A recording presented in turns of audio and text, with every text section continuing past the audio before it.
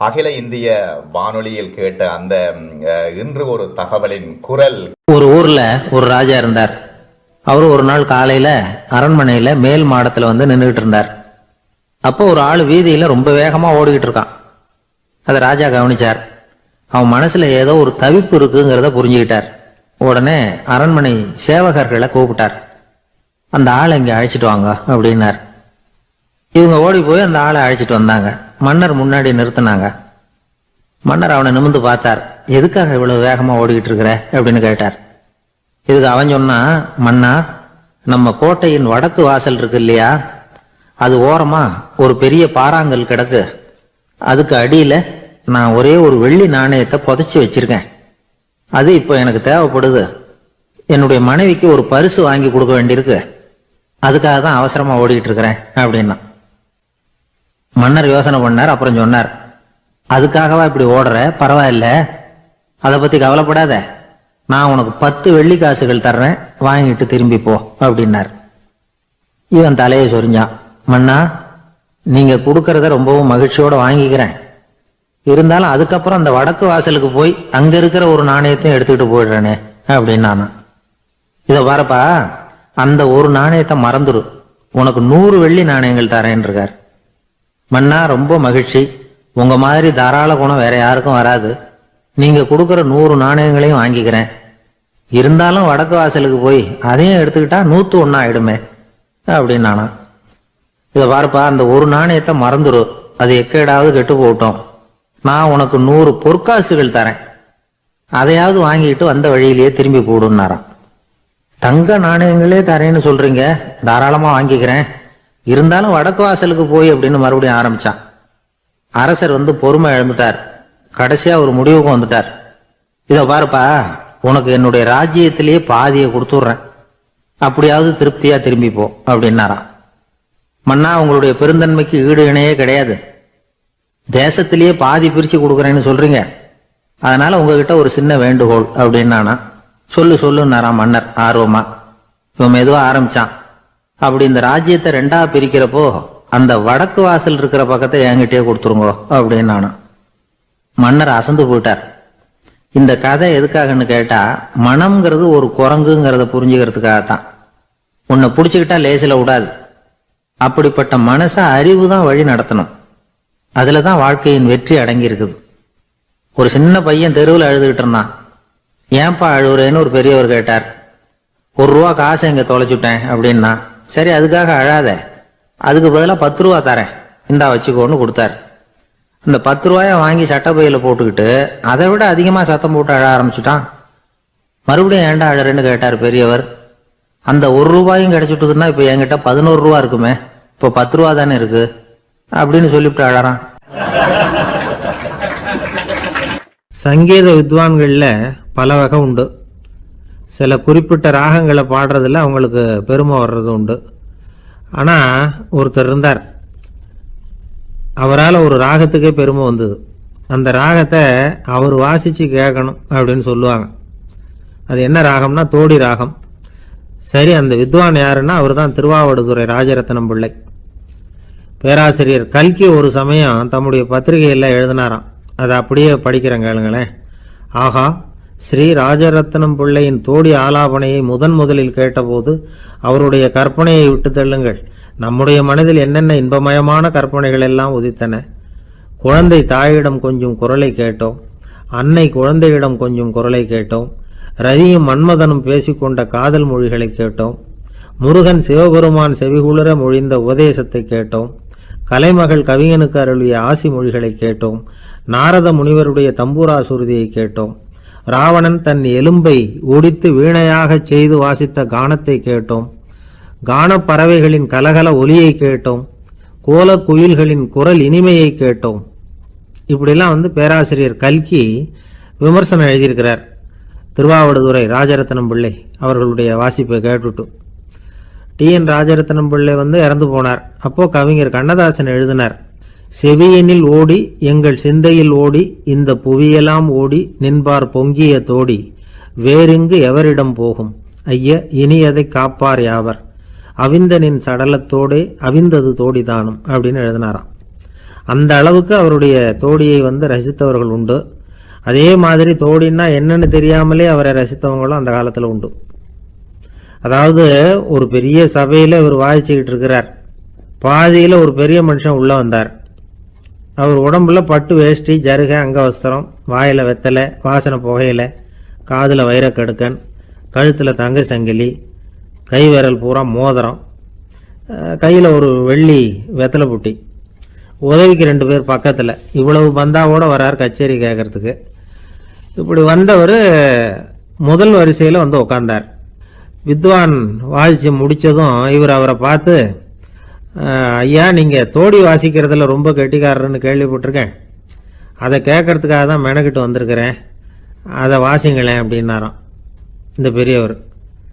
ராஜரத்னம் பிள்ளைக்கு ஒன்றும் புரியல. ஏன்னா இது வரைக்கும் அவர் வாசிச்சுக்கிட்டு இருந்ததே அந்த தோடி ராகத்தை தான். அதை வாசித்து முடித்ததும் அதை வாசிங்களேன்னு இவர் கேட்குறார். அப்படின்னா இவரோட ஞானம் எப்படிப்பட்டது?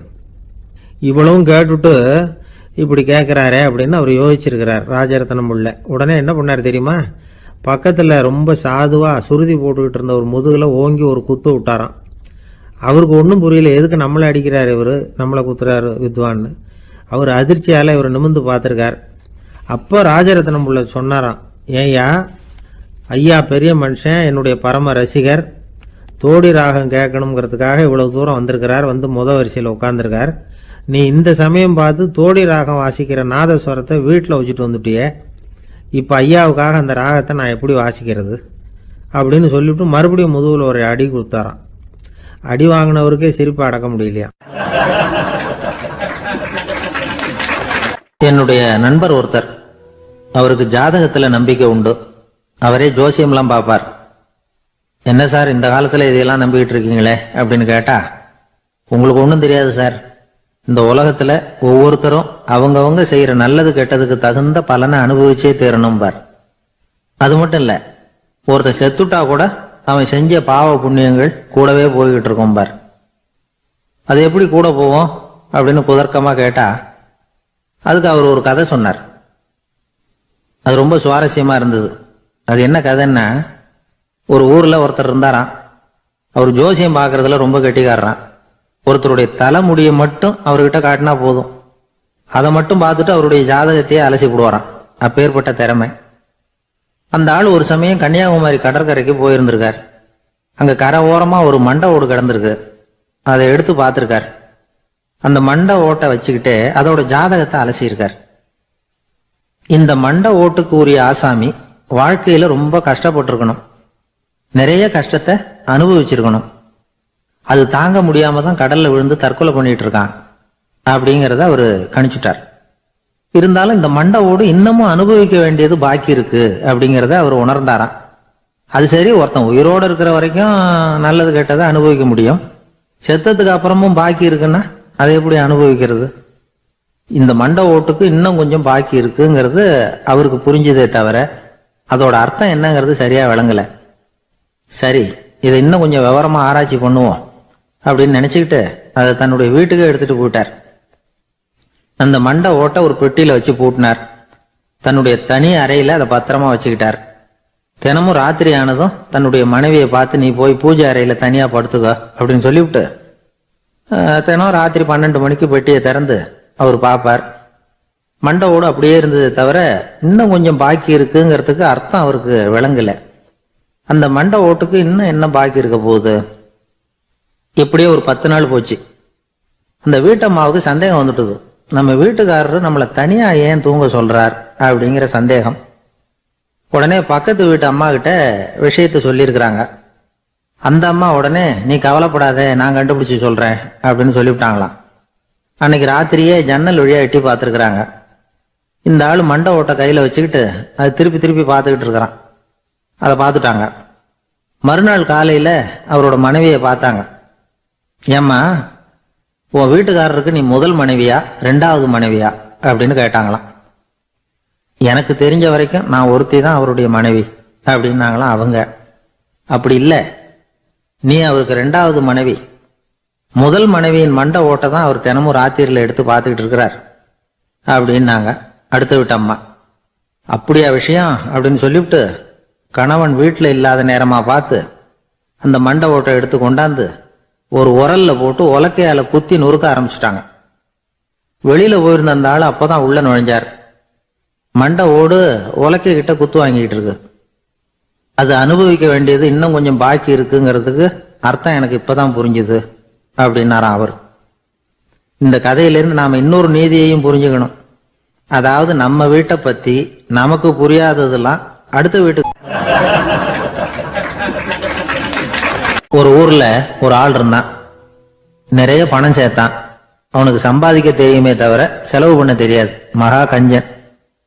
காசை கையில எடுக்கவே மாட்டான். எடுத்தா செலவு செய்ய வேண்டியிருக்குமே. அதனால இப்படியே அவன் காலத்தை ஓட்டி விட்டான். வயசாயிட்டுது. அவனுடைய மனைவி ஒரு நாள் கேட்டாங்க, இவ்வளவு நாளா நீங்க என்ன எங்கேயுமே அழைச்சிட்டு போனதில்லை, இப்போவாவது அழைச்சிட்டு போகக்கூடாதா அப்படின்னாங்க. எங்க போகணும் சொல்லுன்னா. காசிக்கு போகணும், கங்கையில குளிக்கணும்னாங்க. இவன் பார்த்தான், இதுக்கு ஏன் அவ்வளவு தூரம் செலவு பண்ணிட்டு போகணும், நம்ம ஊர் ஆத்துலயே குளிக்கலாமே, இதுவும் புண்ணிய நதி தான், இங்க குளிச்சா அங்க குளிச்ச பலன் கிடைச்சிரும் அப்படின்னா. சரின்னு 2 பேருமா ஆத்தங்கரைக்கு போனாங்க. அன்னைக்கு ஏதோ விசேஷம், நிறைய கூட்டம், நிறைய பேர் குளிச்சுக்கிட்டு இருக்கிறாங்க. கரையில சில புரோகிதர்கள் நின்றுகிட்டு இருக்கிறாங்க. குளிக்கிறதுக்கு முந்தி அவங்க கிட்ட உட்காந்தா ஏதோ மந்திரம்லாம் சொல்லுவாங்க, கொஞ்சம் காசு கொடுக்க வேண்டியிருக்கும். அதனால இவன் என்ன பண்ணா, ஆத்தங்கரையிலேயே கொஞ்சம் தூரம் போனான். ஊரை விட்டு தள்ளி வந்துட்டான். அங்க யாருமே இல்லை. அப்பாடான்னு சந்தோஷப்பட்டான். குளிக்கலாம்னு புறப்பட்டான். இந்த நேரம் கடவுள் பார்த்தார், இந்த கஞ்சனுக்கு ஏதாவது புத்தி போகட்டணும் அப்படின்னு நினைச்சார். உடனே ஒரு புரோகிதர் மாதிரி உருவத்தை மாத்திக்கிட்டு அந்த ஆள் முன்னாடி வந்து நின்னார். அவனுக்கு அதிர்ச்சி. இங்க யாருமே இருக்க மாட்டாங்கன்னு நினைச்சா இங்கேயுமே ஒரு ஆள் வந்துட்டாரு, என்ன பண்றதுன்னு யோசனை பண்ணான். புரோகிதர் உருவத்தில் இருந்த கடவுள் சொன்னார், இதை பாருங்க, இன்னைக்கு விசேஷ நாள், நீராடுறதுக்கு முன்னாடி சுயகல்பம் பண்ணிக்கிறது ரொம்ப நல்லது அப்படின்னார். என்கிட்ட பணம் எதுவும் இல்லையேன்னா. பரவாயில்ல, அப்புறமா கொடுங்க, வாங்கிக்கிறேன். ஆனா ஒண்ணு, எவ்வளவு கொடுப்பீங்கிறத மட்டும் இப்பவே சொல்லிவிடுங்க அப்படின்னார். இவன் ரொம்ப யோசனை பண்ணான். ஒரு 10 பைசா தரேன் அப்படின்னா. சரின்னு ஒத்துக்கிட்டு எல்லா கிரியைகளையும் அவர் செஞ்சார். அதுக்கப்புறம் கணவனும் மனைவியும் ஆத்துல குளிச்சாங்க. அவர் போயிட்டார். கொஞ்ச நாள் கழிச்சு அவன் வீட்டுக்கு வந்தார் கடனை வசூல் பண்றதுக்கு. வாசல்ல நின்றுகிட்டு இருந்த அவன் மனைவி இவரை பார்த்ததும் தயங்க ஆரம்பிச்சாங்க. அந்த அம்மா கிட்ட விஷயத்த சொன்னார். அந்த அம்மா ஓடி போய் உள்ள இருக்கிற தன்னுடைய கணவர்கிட்ட சொன்னாங்க. அவன் யோசனை பண்ணான், இப்ப வெளியில போனா அவனுக்கு 10 காசு கொடுக்க வேண்டியிருக்கும், அதனால எனக்கு காய்ச்சல்னு அந்த ஆளுகிட்ட சொல்லிவிடு, இன்னொரு சந்தர்ப்பத்துல என்ன வந்து பார்க்க சொல்லு அப்படின்னா. அந்த அம்மா போய் சொன்னாங்க. அப்படிங்களா, அப்படின்னா அவரை நான் உடனே போய் பார்க்கணுமே அப்படின்னு உள்ள நுழைய ஆரம்பிச்சார். அவங்க மறுபடியும் இருங்க தான் வரேன்னு சொல்லிவிட்டு உள்ள ஓடி விஷயத்த சொன்னாங்க. இது ஏதுடா வம்பா போச்சு அப்படின்னு பார்த்தான். மனைவியை கிட்டத்துல கூப்பிட்டான். இதோ பாரு, ஜன்னி கண்டு நான் இறந்து போயிட்டதா சொல்லிவிடு அப்படின்னா சொன்னாங்க. புரோகிதர் பார்த்தார். அப்படின்னா ஒரு வழியா இருந்து அவருடைய இறுதி சடங்குகளையும் நானே முடிச்சுட்டு போயிடுறேன் அப்படின்னார். உள்ள இருந்தவன் யோசனை பண்ணான், அந்த ஆளு என்ன விடமாட்டான் போல இருக்கு, அதனால ஒரு சவப்பெட்டியில என்னை வச்சு தூக்கிக்கிட்டு மயானத்துக்கு போங்க, பாத்துக்கலாம் அப்படின்னா. புரோகிதரை விடுற மாதிரி இல்லை, கூடவே நடந்து போயிட்டு இருக்கிறார். அங்க இறக்கி சடங்குகளை முடிச்சுட்டு தீ வைக்கிற நேரம் பொட்டிக்குள்ள இருந்த நம்ம ஆளு அலறி அடிச்சுட்டு வெளியில ஓடி வந்தான். புரோகிதர் உருவத்தில் இருந்த கடவுள் சிரிச்சார். தன்னுடைய சுய உருவத்தை காட்டினார். அதுக்கப்புறம் அவனை கூப்பிட்டு, இத பாருப்பா, ஏன் இப்படி அல்லாடுற, ஏதாவது வர வேணும்னா கேள் தரேன் அப்படின்னார். அவன் யோசனை பண்ணான். பகவானே, ஒரே ஒரு வரம் தான் உங்ககிட்ட கேட்கணும்னா. என்ன வேணும் கேளுன்னார். அந்த 10 பைசா தட்சணையை தள்ளுபடி பண்ணா போதும் அப்படின்னா. கடவுளும் சரின்னு சொல்லிட்டு போயிட்டார். இப்படி ஒரு கதையை சுவாமி சிவானந்தர் சொல்லியிருக்கிறார். செல்வந்தர்கள் பல பேர் இப்படித்தான் இருக்கிறாங்க. தாங்களும் அனுபவிக்க மாட்டாங்க, அடுத்தவங்களுக்கும் கொடுக்க மாட்டாங்க. இது மாதிரியான கஞ்சர்களுக்கு இந்த உலகம் இல்லை, அந்த உலகம் இல்லைங்கிறார் அவர். இந்த கதையில கடவுள் கடன் வசூலுக்கு வந்தது மாதிரி நம்ம ஊர் ஆள் ஒருத்தன் இன்னொருத்தர்கிட்ட 10 பைசா கடன் கொடுத்துட்டான். திருப்பி வாங்கறதுக்கு நடையா நடக்கிறான். கடைசியா கேட்டான், நீ எப்பதான் கடனை திருப்பி தரப்போற, அதை முடிவா சொல்லுன்னா. வர்ற வியாழக்கிழமை கண்டிப்பா கொடுத்துருவேன் அப்படின்னானா அவன். அன்னைக்கு நான் ஊர்ல இருக்க மாட்டேனே அப்படின்னானா இவன். அதனால என்ன, நானும் தான் அன்னைக்கு ஊர்ல இருக்க மாட்டேன் அப்படின்னானா. எனக்கு இது மட்டும்தான் சார் தெரியும், இதை தவிர வேற எதுவும் தெரியாது அப்படின்னு சொல்லிக்கிட்டே காலம் தள்ளுறவங்க ரொம்ப பேர்.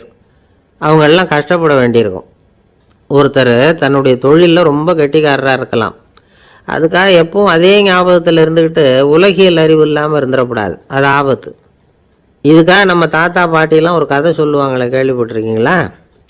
ஒரு சமயம் ஒரு 4 பேர் சேர்ந்து வெளியூருக்கு பிரயாணம் போனாங்களாம். அந்த 4 பேர் எப்படி தெரியுமா? ஒருத்தர் வேதாந்தி, இன்னொருத்தர் சங்கீத வித்வான், 3வது ஆள் வைத்தியர், 4வது ஆள் ஜோசியர். இவங்க 4 பேர் நண்பர்கள். அதனால் சேர்ந்து புறப்பட்டாங்க. வழியில் ஒரு ஊரில் தங்கினாங்க. இருட்டி போச்சு.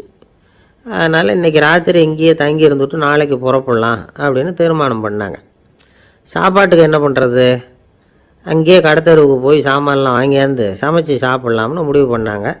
4 பேர் இருக்கிறதுனால ஆளுக்கு ஒரு காரியமாக செய்யலாம் அப்படின்னு வேலையை பிரிச்சுக்கிட்டாங்க. வைத்தியர் கரிகாய் வாங்க போனார், வேதாந்தி எண்ணெய் வாங்க போனார், ஜோசியர் பலசரக்கு வாங்க போனார், சங்கீத வித்வானுக்கு சமைக்கிற வேலை. எல்லாம் சரி. ஆனால் நடந்தது என்ன தெரியுமா? கடைத்தெருவுக்கு காய்கறி வாங்க போனார்ல வைத்தியர், அங்கே போய் மார்க்கெட்டில் பார்த்தார். ஒவ்வொரு கரிகாயாக எடுத்து பார்த்தார். இது பித்தம், உடம்புக்கு ஒத்துக்காது, இது வாயு, உடம்புக்கு ஒத்துக்காது அப்படின்னு ஒவ்வொன்றா தள்ளினார். கடைசியில் ஒன்றுமே தேரல. வெறுங்கையோடு திரும்பி வந்துக்கிட்டு இருக்கிறார். எண்ணெய் வாங்க போனார் வேதாந்தி, அவர் ஒரு தொன்னையில் எண்ணெயை வாங்கினார். பேசாமல் அதை எடுத்துகிட்டு வர வேண்டியது தானே, முடியல. அவருடைய வேதாந்த மூளை சிந்திக்க ஆரம்பிச்சுட்டுது. இந்த தொன்னைக்கு எண்ணெய் ஆதாரமா அல்லது எண்ணெய்க்கு தொன்னை ஆதாரமா அப்படிங்கிற ஆராய்ச்சியில் இறங்கினார். என்னாச்சு தெரியுமா?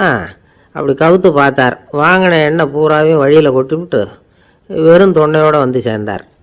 பலசரக்கு வாங்க போனார் ஜோசியர், அவர் ஒரு வழியில் பார்த்தாரு. வழியில் வந்தவங்களெல்லாம் அங்கங்கே ஒரு மரத்தடியில் உட்கார வச்சு அவங்களுக்கெல்லாம் ஆர்வம் சொல்ல ஆரம்பிச்சிட்டார். அப்படி ஒவ்வொருத்தராக சொல்லி முடிச்சுட்டு கடத்தருக்கு போய் சேர்ந்தார். இவர் அங்கே போய் சேர்றதுக்குள்ளே ரொம்ப நேரம் ஆகிட்டுது. கடையெல்லாம் பூட்டிவிட்டு போயிட்டாங்க.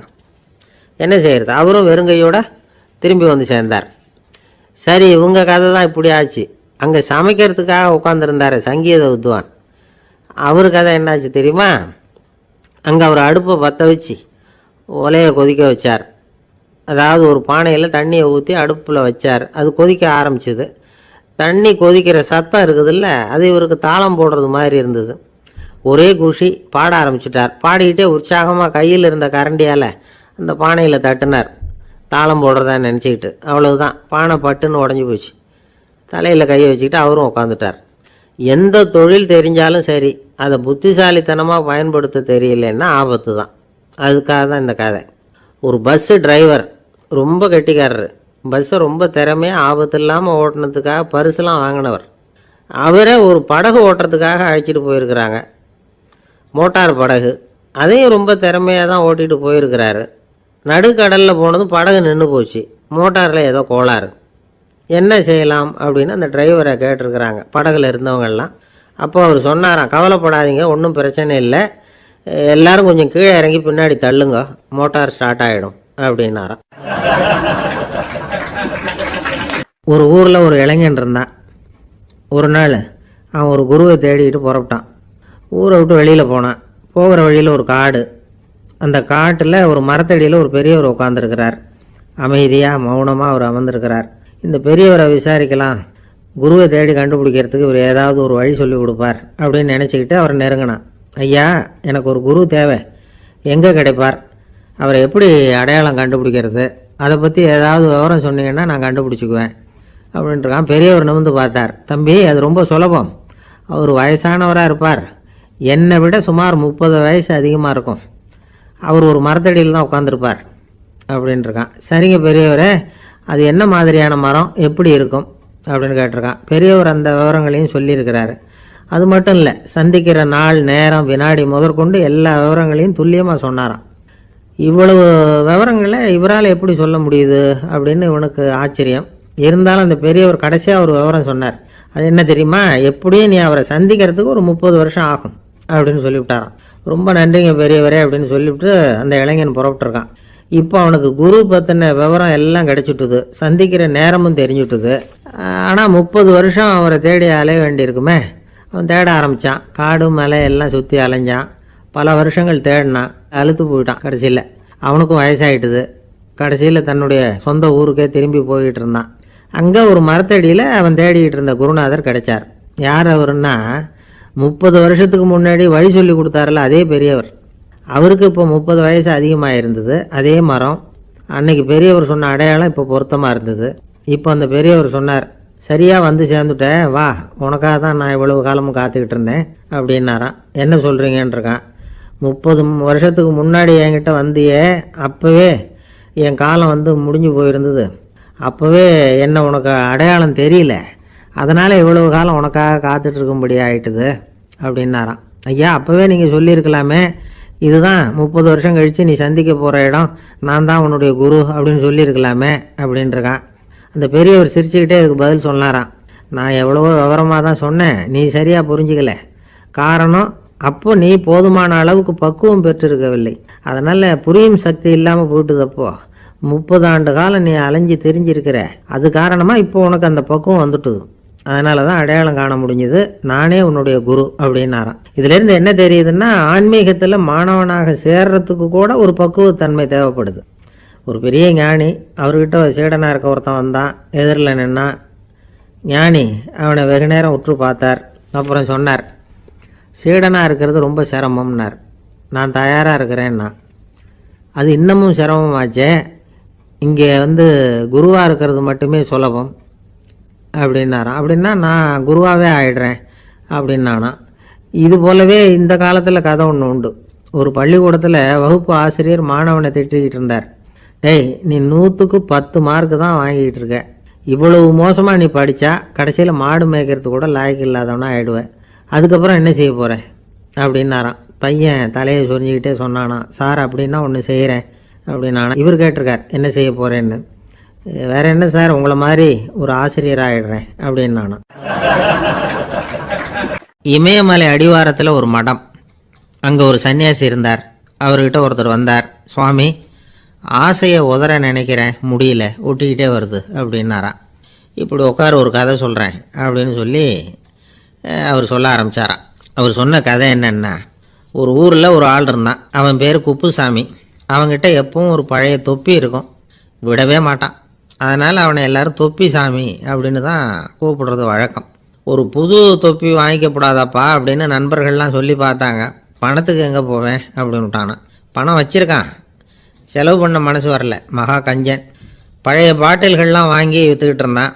அப்படி ஒரு தடவை பழைய கண்ணாடி சாமான்களை ஏலத்தில் எடுத்தப்போ அதில் ஒரு அருமையான சென்ட்டு பாட்டில் கிடச்சிது. உடனே ஒரு ஐடியா பண்ணான். அந்த சென்ட்டை வந்து சின்ன சின்ன பாட்டில்களில் அடைச்சி ஜன்னல் ஓரமாக அடுக்கி வச்சுட்டான். அதை விற்றா நிறைய பணம் கிடைக்குமே, அதனால். இதுக்கு இடையில் ஒரு நாள் அவன் வந்து அப்படியே உட்காந்துருந்தான். அந்த நேரம் நண்பன் வந்தான். ஏண்டா, உன் பழைய தொப்பியை மாற்றப்படாதா, ஊரில் எல்லோரும் கேலி பேசுகிறாங்களே ஒன்று தொப்பி சாமின்னு அப்படின்னு சொல்லி கேட்டிருக்கான். இந்த சென்ட்டு பாட்டில் விற்றதும் பணம் வரும், அதுக்கப்புறம் பார்க்கலாம் அப்படின்னு நானா. இவன் சரி வா, நீச்சல் குளத்துக்கு போயிட்டு வருவோம் அப்படின்னு கூப்பிட்ருக்கான் நண்பன். 2 பேரும் போனாங்க. அதே நேரம் அந்த ஊர் நீதிபதியும் அங்கே குளிக்க வந்தாராம்.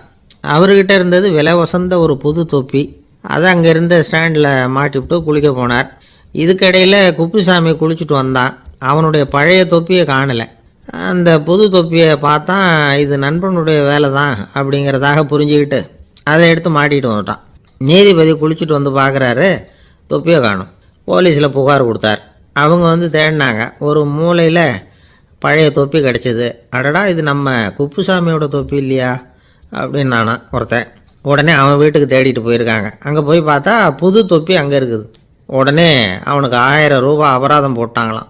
அவன் பணத்தை கட்டிவிட்டு ரொம்ப எரிச்சலோடு வீட்டுக்கு வந்தான். பழைய தொப்பி கண்ணில் பட்டது. மறுபடியும், உன்னால் தானே எனக்கு 1000 ரூபா நஷ்டம் அப்படின்னு சொல்லி அதை எடுத்துக்கிட்டு அப்படி போயிருக்கான். அந்த ஊர் குளத்தில் வீசி எரிஞ்சிட்டு வந்துட்டான். அது மீன் பிடிக்கிற ஒருத்தன் கையில் சிக்கிச்சு. அவன் வர்ற வழியில் அதை எடுத்து வேகமாக வீசி எறிஞ்சான். அது நேராக குப்புசாமி வீட்டு ஜன்னல் வழியாக உள்ளே வந்து இந்த சென்ட்டு பாட்டில்கள் மேலே விழுந்து எல்லாம் உடஞ்சி நொறுங்கி போச்சு. குப்புசாமி பார்த்தான். தோட்டத்தில் ஆழமாக ஒரு குழியை வெட்டினான். அந்த தொப்பியை போட்டான், மூடிவிட்டான். இதை அடுத்த வீட்டுக்காரன் பார்த்தான். ஏதோ புதையல் தான் வச்சுருக்கான் போல இருக்குன்னு நினச்சான். போலீஸில் போய் புகார் கொடுத்துட்டான். மறுபடியும் போலீஸ் குழியை தோண்டினாங்க. பழைய தொப்பி மறுபடியும் வெளியில் வந்தது. எல்லோரும் சிரிக்கிறாங்க. அன்னைக்கு ராத்திரியே அந்த தொப்பியை எடுத்துக்கிட்டு நேராக புறப்பட்டான். ஒரு கல்லில் அதை சேர்த்து கட்டி குடிநீர் தொட்டி இருக்கும்ல, அதில் போட்டுட்டு வந்துட்டான். இனிமேல் என்ன பண்ணும் பார்ப்போன்னு. ஒரு நாள் திடீர்னு குழாயெல்லாம் அடைப்பட்டு போச்சு. மாநகராட்சி அலுவலர்கள் வந்து என்னன்னு பார்த்தா அந்த பழைய தொப்பி குழாயை அடைச்சிக்கிட்டு இருக்குது. இது குப்புசாமியோட தொப்பிங்கிறது தான் எல்லாருக்கும் தெரியுமே. உடனே குடிநீரை வந்து பாழாக்கணத்துக்காக குப்புசாமிக்கு கோர்ட்டு 2500 ரூபா அபராதம் போட்டுவிட்டுது. அதையும் கட்டிவிட்டு வெளில வந்தான். கடைசியாக முடிவு பண்ணான். ஒரு நெருப்பு குச்சியை கிழிச்சான், தொப்பியை கொளுத்தினான், எரிஞ்சுது, எடுத்து வெளில எரிஞ்சான். கொஞ்ச நேரத்தில் தீ அணைப்பு படம் வந்துட்டுது. ஆமாம், இவன் எடுத்து எரிஞ்சது வெளியில் விழுந்து வீட்டு கூரையே பற்றிக்கிட்டு எரிய ஆரம்பிச்சுட்டுது. அவனோட பணத்தாசையும் அதோடு சேர்ந்து எரிஞ்சு போச்சான். இப்படி ஒரு கதை. இந்த கதையை சொல்லி முடித்தார் அந்த இமயமலை அடிவாரத்தில் இருந்த சன்னியாசி. இப்போ அந்த குப்புசாமி எங்கே இருக்கிறான்னு கேட்டார் எதிரில் இருந்தவர். இதோ உன் எதிரிலே இருக்கிறான், நான் தான் அந்த குப்புசாமி அப்படின்னாரான் அந்த சன்னியாசி. அந்த குப்புசாமி கிட்ட இருந்தது மாதிரி ஒரு பழைய தொப்பி நம்ம ஒவ்வொருத்தர்கிட்டையும் உண்டு. அதை எப்படி தொலைக்கிறதுன்னு தெரியாமல் தடுமாறிக்கிட்டு இருக்கிறோம். அது என்ன தொப்பிங்கிறீங்களா? அதுதான் நம்மை சூழ்ந்திருக்கிற மாயை அப்படிங்கிறார் சுவாமி சின்மயானந்தர். மெய்ஞானம் கிடைக்கிறப்போ மாயை வந்து எரிஞ்சு போகும் அப்படிங்கிறது அவருடைய கருத்து. நம்மால் ஒருத்தர் வேகமாக ஓடி வந்தார். காலில் மாட்டியிருந்த பழைய செருப்பு ரெண்டையும் ஆவேசமாக தூக்கி ஒரு கிணத்துல போட்டுட்டு வெறுங்காலோடு நடந்து வந்துக்கிட்டு இருக்கிறார். ஏன் அப்படி பண்ணீங்க அப்படின்னு கேட்டோம். அந்த செருப்புக்கு சொந்தக்காரன் வந்து பின்னாடி வந்துக்கிட்டு இருக்கிறான், அதனால் அப்படி பண்ணேன் அப்படிங்கிறார் இவர். வெளிநாட்டுக்கு போகணும்னு ஆசை, ஆனால் அவனுக்கு எந்த மொழியும் தெரியாது. இருந்தாலும் சமாளிச்சுக்கலாம்னு முடிவு பண்ணிட்டு கிளம்பிட்டான். ஏதோ ஒரு தேசத்துக்கு போய் சேர்ந்தான். அங்கே அவனுக்கு யாரையும் தெரியாது. அவங்க என்ன மொழியில் பேசிக்கிறாங்க அப்படிங்கிறது கூட புரியல. என்ன பண்ணுறதுன்னு யோசனை பண்ணிட்டு ஒரு இடத்துல நின்றுக்கிட்டு இருக்கிறான். எதிர ஒரு பெரிய கட்டிடம், நிறைய பேர் உள்ளே போயிட்டு இருக்கிறாங்க. இவனும் அவங்க பின்னாடியே உள்ளே போனான். ஒரு பெரிய அறை, அலங்காரம்லாம் பண்ணி வச்சிருக்கிறாங்க. நிறைய பேர் சாப்பிட்றதுக்காக உட்காந்துருக்குறாங்க. இவனுக்கு நல்ல பசி, அதனால் இவனும் உட்காந்தான். சாப்பாடு போட்டாங்க, சாப்பிட்டான். அன்பான உபசரிப்பு. இவன் மனசு உள்ள நினச்சிக்கிட்டான், இது ஏதோ அரசருடைய அரண்மனை மாதிரி தெரியுது, இன்னைக்கு ஏதோ விருந்து நடக்குது, நல்ல வேளை நம்ம பசியும் தீர்ந்தது அப்படின்னு நினச்சிக்கிட்டே நிமிர்ந்து பார்க்குறான். சாப்பாடு பரிமாறினவன் எதிரில் ரொம்ப பணிவோட முதுக வளைச்சி வணக்கம் தெரிவித்தான். இவனும் எழுந்திரிச்சு நின்று முதுக வளைச்சி வணக்கம் தெரிவித்தான். ரொம்ப நன்றின்னா. அவன் ஒரு சீட்டை இவன் கையில் கொடுத்தான். இவன் அதை வாங்கி பார்க்குறான். என்ன எழுதியிருக்குன்னு ஒன்றும் புரியல. சரி, இந்த நாட்டில் தங்களுடைய நன்றியை சீட்டில் எழுதி தான் கொடுப்பாங்க போல இருக்கு அப்படின்னு நினச்சிக்கிட்டு மறுபடியும் நன்றின்னா. ஆனால் அவன் காசை கொடுங்கன்னா. ஏன்னா அது ஒரு ஹோட்டல், இவன் சாப்பிட்டதுக்கான பில் அது. இவன் அதை புரிஞ்சிக்கவே இல்லை. நன்றின்னு அந்த சீட்டில் எழுதி கொடுக்குறாங்க போல இருக்கு அப்படின்னு நினச்சிக்கிட்டு அதை வாங்கி சட்டை பையில் பத்திரமா வச்சுக்கிட்டு பரவாயில்லைங்க ரொம்ப மகிழ்ச்சின்னா. ஒரு வெளிநாட்டுக்காரனுக்கு இவ்வளவு தூரம் மரியாதை பண்ணுறீங்களே, எங்கள் ஊருக்கு போனதும் உங்களை பற்றி நிறைய சொல்லுவேன் அப்படின்னா. இவன் என்ன சொல்கிறான்னு அவனுக்கு புரியல. இவனை பிடிச்சி அழைச்சிட்டு போய் முதலாளி முன்னாடி நிறுத்தினான். நாம் சொன்னதில் இவனுக்கு ரொம்ப பெருமையாக இருக்கணும் போல இருக்கு, அதுதான் பெரிய இடத்துக்கு அழைச்சிட்டு வந்திருக்கிறான் அப்படின்னு இவன் நினச்சிக்கிறான். அவரும் பில்லுக்கான பணத்தை கொடுங்கிறாரு. பரவாயில்லைங்க ரொம்ப மகிழ்ச்சி நன்றிங்கிறான் இவன். அவரு பார்த்தார், இவனை நீதிமன்றத்துக்கு அனுப்பி வச்சுட்டார். இவன் என்ன நினச்சிக்கிட்டான், நம்மளை இந்த ஊர் ராஜா முன்னாடியே அழைச்சிக்கிட்டு வந்து நிறுத்தி இருக்கிறாங்க போல இருக்கு, என்ன ஒரு பெருந்தன்மை அப்படின்னு நினச்சிக்கிறான். நீதிபதி சொன்னார், சாப்பிட்டதுக்கான பணத்தை கொடுத்துரு, இல்லைன்னா அதுக்கான தண்டனை அனுபவிக்க வேண்டி இருக்கும்னார். ராஜாவே நமக்கு நன்றி சொல்றாரு போல இருக்கு அப்படின்னு நினச்சிக்கிறான் இவன். என் மகிழ்ச்சிக்கு எல்லையே இல்லைங்க அப்படின்னா. அவரு பார்த்தார், இவனுக்கு தண்டனை கொடுக்க வேண்டியதுதான் அப்படின்னு முடிவு பண்ணார். உடனே தீர்ப்பு எழுதினார். இவனை கழுதையில பின்புறமா உட்கார வைங்க, இவன் ஒரு மோசடிக்காரன் அப்படின்னு ஒரு போர்டு எழுதி அவன் கழுத்துல மாட்டுங்க, அப்புறம் அந்த கழுதையை ஊரு பூரா விரட்டுங்க அப்படின்னார். இவனுக்கு தான் மொழி புரியலையே, ஏதோ நடக்குது அப்படிங்கிறது மட்டும் புரியுது. எல்லாரும் சேர்ந்து இவனை ஒரு கழுதை மேல உட்கார வச்சாங்க. ஓஹோ, நம்மளை பாராட்டி ஒரு ஊர்வலம் நடத்துறாங்க போல இருக்கு அப்படின்னு நினைச்சுக்கிறான் இவன். எல்லாரும் சத்தம் போட்டுக்கிட்டே கையை தட்டிக்கிட்டு கழுதை பின்னாடி ஓடி வர்றாங்க. இவனுக்கு ரொம்ப உற்சாகமா இருக்குது. எல்லாருக்கும் கை கூப்பி வணக்கம் சொல்லிக்கிட்டே போறான். கூட்டத்தில் திடீர்னு ஒரு தெரிஞ்ச முகம் தெரியுது. அவனுடைய தேசத்தை சேர்ந்த ஒரு ஆள் அவன். அவனை பார்த்ததும் இவனுக்கு ரொம்ப உற்சாகம். நம்ம ஊருக்கு போனதும் இங்கே நமக்கு கிடைச்ச மரியாதையெல்லாம் உண்மைதான்னு சொல்றதுக்கு ஒரு சாட்சியும் கிடைச்சுட்டுது அப்படின்னு நினைச்சுக்கிறான். அவனை பார்த்து கத்தனான், நல்லா பார்த்துக்க, இந்த ஊர் மக்கள் எனக்கு எப்படிப்பட்ட வரவேற்பு கொடுக்குறாங்கிறத நல்லா கவனிச்சுக்கோ அப்படிங்கிறான். அவனுக்கு அவமானமா போட்டுது. தலையை குனிஞ்சுக்கிட்டே நழுவி போயிட்டான். இவன் பார்த்தான், அவன் தலை தெரியல, ஆகா அவனுக்கு நம்ம மேலே பொறாமை போல இருக்கு, அதனால தான் காணாமல் போட்டான் அப்படின்னு நினச்சிக்கிறான். இப்படி ஒரு வேடிக்கை கதையை பெரியவங்க சொல்கிறது உண்டு. கதை வேடிக்கையாக இருந்தாலும் இதில் உள்ள கருத்து என்ன தெரியுமா? அந்த கழுதை மேலே உட்காந்துருக்கிறானே, அது மாதிரி தான் நாமளும் அகங்காரம்ங்கிற கழுதை மேலே உட்காந்துக்கிட்டு இருக்கோமா. நாமளும் கிட்டத்தட்ட அதே மாதிரி பிரம்மையில் தான் இருக்கிறோமா. என்ன நடக்குதுங்கிறதே புரியறதில்ல. அகங்காரத்தில் பேசுகிறவனுக்கும் சித்த சுவாதீனம் இல்லாமல் பேசுகிறவனுக்கும் அதிக வித்தியாசம் இருக்கிறதில்ல. அது மாதிரி ஒருத்தன் தன்னுடைய வீட்டை சுற்றி சேற்ற வாரி அரைச்சிக்கிட்டு இருந்தானா. அந்த வழியாக வந்த ஒரு பெரியவர் அதை பார்த்துருக்கார். என்னப்பா பண்ணிட்டு இருக்கிற அப்படின்னு கேட்டாராம். கழுதைகளை விரட்டிக்கிட்டு இருக்கிறேன் அப்படின்னானா. இங்கே கழுதைகளே காணுமே அப்படின்னாரான் அவரு. அதுதான் ஏற்கனவே விரட்டி விட்டனே அப்படின்னானா இவன். ஒரு ஊரில் 4 நண்பர்கள் இருந்தாங்க. 4 பேரும் சோம்பேறிகள். 4 பேருக்கும் எந்த வேலையும் செய்யறதுக்கு உடம்பு வளையறதில்ல.